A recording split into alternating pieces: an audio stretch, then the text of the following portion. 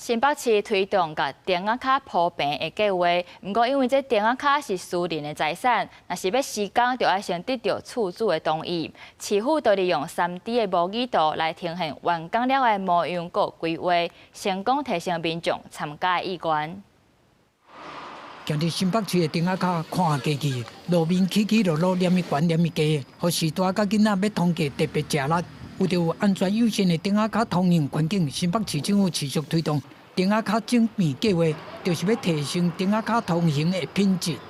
對老人家的話，他可能就要很注意那個很高低差的區別。就老歲仔行有，迄行路足無方便的，厝出來要讓伊厝啦。新北市工務局講，按民國99年就開始推動電仔卡整備計劃，到目前為止已經完成超過149公里。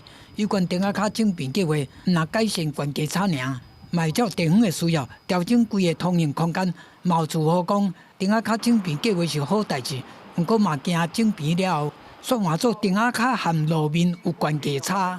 當然的話，找人作平比較好。問題我們屢作平，我們裡面的話高低不平啊。以新北新增的電仔卡來講，施工進程電仔卡唔那是無變塌，甚至佫通起來。改善了，若電仔卡變平，連路邊的停車配置佫通行的動線嘛做伙改善。不過電仔卡屬私人產權，以早真濟店頭也是徛家，驚影響營業也是空間的使用，攏唔答應。為了增加民眾參加的意願，工務局用工處用3D 模擬圖協助民眾了解改善的成果。模擬的3D 圖形，然後再提供給住戶去做參考。未來您家的前面就是會類似像這樣子來獲取住戶更高的同意。用工處講，萬一拄到民眾無愛參加電仔卡整備計劃，賣改做單點施工，當時陣考慮佇電仔卡上面做斜坡道，持續增加過路人的優先空間。記者綜合報道。